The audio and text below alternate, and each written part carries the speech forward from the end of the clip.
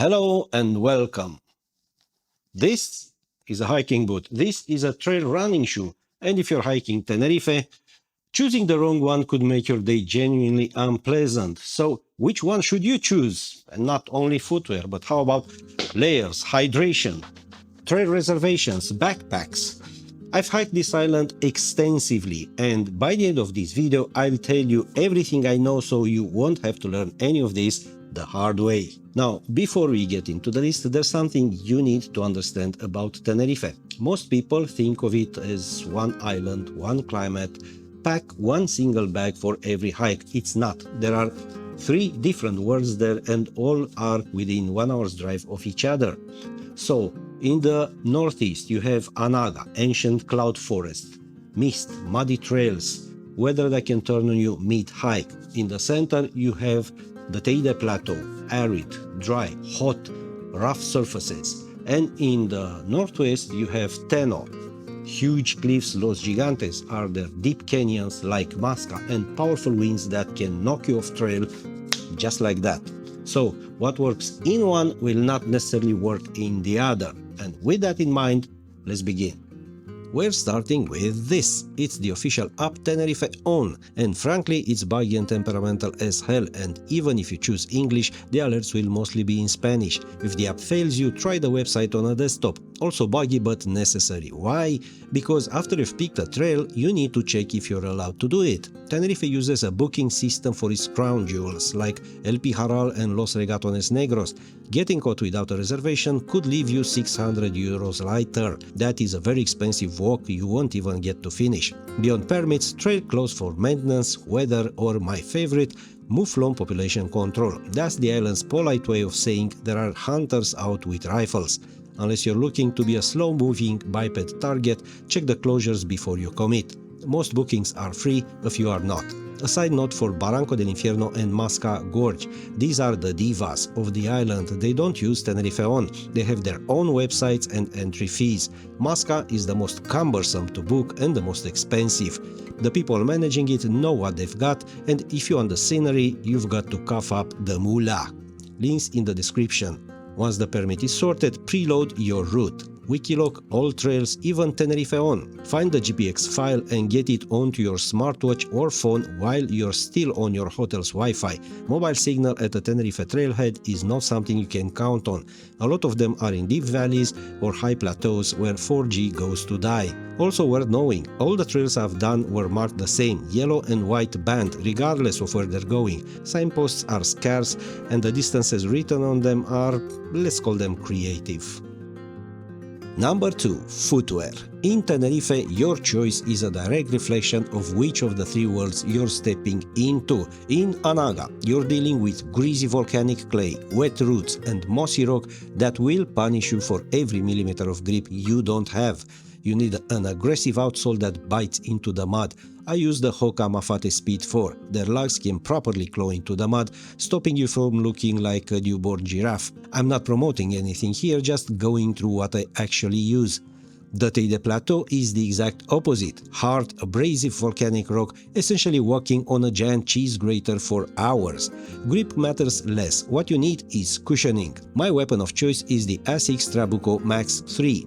Ample cushioning, good protection, this climbed Pico del Teide like it was nothing. Teno splits the difference. Rocky coastal paths expose scrambles the odd muddy section. Either shoe works, but if you're heading into the gorges, lean toward grip. Even on a dry ridge like Camino de Abache, I'd recommend the grippiest shoe you have. The wind gusts can be extremely powerful. Teno is no joke. A word on boots. We don't use them. We're also trail runners, so for us the weight penalty isn't worth it. But if you're prone to rolling an ankle, a boot with proper support is a cheap insurance. Just be mindful that a boot can be 3 times the weight of a shoe. And after 15 kilometers and 500 meters of elevation, your legs may switch to limp home mode. Number 3. What to wear. And I don't mean fashion. The golden rule is 3 layers. Base layer, mid layer and outer layer. Anaga in the morning can be cool, damp and moody. The clouds don't go over the lower forest, they go through it, sideways. You might be fine in a t-shirt like me. My wife on the same trail went to 3 layers before lunch. pack a light waterproof shell and a mid-layer you can throw on and strip off easily. Don't wear cotton, it turns wet and cold, you want wool or synthetic. The Teide Plateau is where things get interesting. 6 in the morning, late October, you step out of the car, 3 degrees, dressed for Siberia. By 10, you're on the volcanic fields in a t-shirt, baking on the UV rotisserie, spraying sunscreen on your arms. By 2 in the afternoon, you're on the rim of Pico Viejo crater, and the wind starts blowing, making you feel cold and hot at the same time. At 3000 meters, you're missing 3000 meters of atmosphere between you and the sun compared to a Tenerife beach. Special note, if you're climbing Pico del Teide for sunset or sunrise, you need a soft shell. Temperatures can drop below zero. Teno is wind. Those ridges sit on top of Los Gigantes, 600 meters cliff dropping into Atlantic with nothing between you and the ocean but air. The gusts can knock you sideways. Check the forecast before you go. On the ridges, a windproof jacket is a must. So 3 layers across all zones, base, mid, shell. You'll use all 3 sometimes within the same hour. Sunscreen goes in the bag regardless. Number 4. Your backpack. For a day hike, 20 to 25 liters is all you need. What matters is how it sits on your body. You want a hip belt, a proper one. A good hip belt transfers weight off your shoulders and onto your hips. If your pack only has shoulder straps and it's heavy, it'll turn your collarbones into question marks. My wife uses the Osprey Tempest 24. Light, well-ventilated, proper hip support. I carry a Temba Axis V224, a photography backpack because I'm hauling camera gear on every hike. Heavy items, water, food, camera gear go at the bottom, close to your back. Keeps your center of gravity low. Heavy at the top means unstable, which on a Teno ridge in high wind is exactly the kind of feature you don't need. Look for a mesh back panel for ventilation and use the chest strap. On technical terrain, it stops the pack bouncing, which matters if you pick up the pace or have to scramble.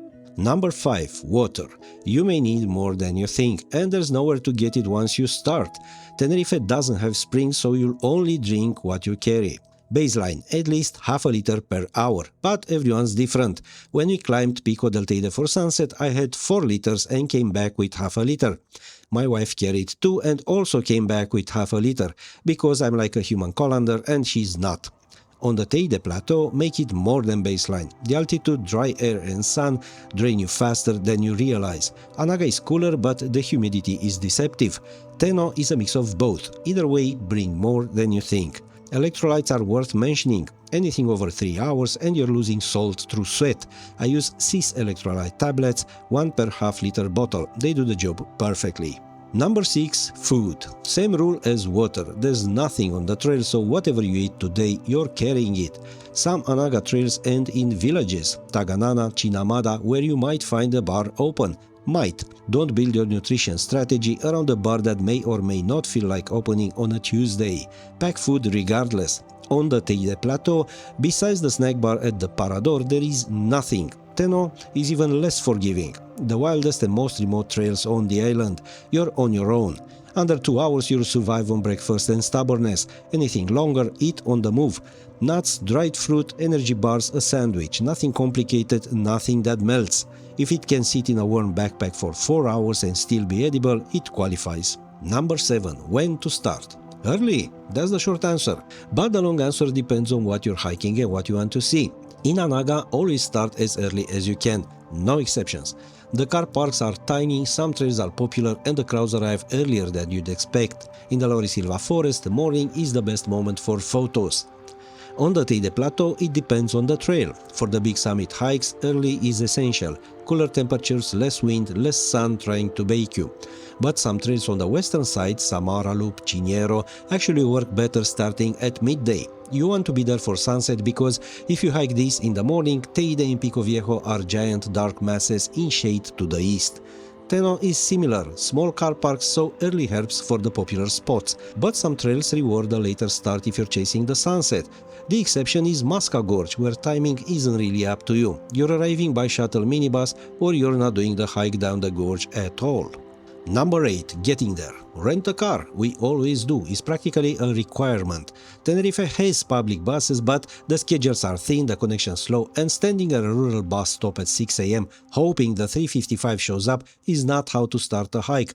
A rental car gives you freedom to start when you want and change plans if the weather turns. A fair warning for drivers, the mountain roads are narrow, seriously narrow. 2 cars passing on the road to Masca is a negotiation. The shuttle minibus had to do a 3-point maneuver at a hairpin bend. That's how tight it is, with a sheer drop on the left. Tenerife is not a great place for the inexperienced driver.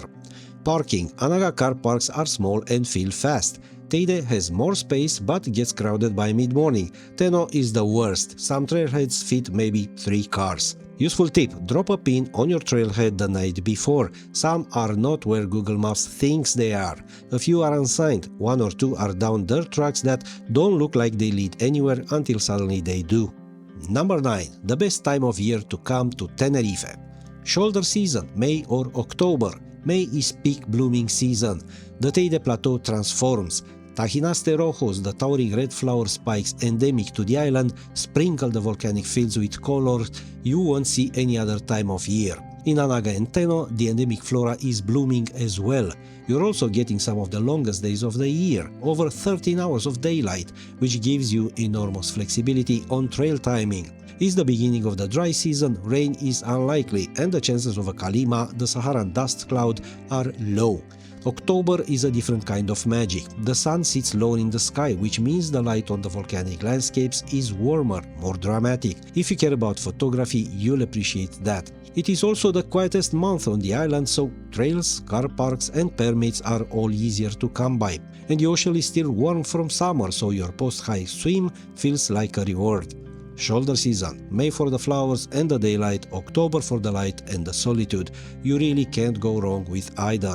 And that's it, 9 things to elevate your hiking know-how to proper levels. If you found this useful, subscribe, I've got plenty more to show you and not just from Tenerife. Get out there, stay smart, and I'll see you in the next one.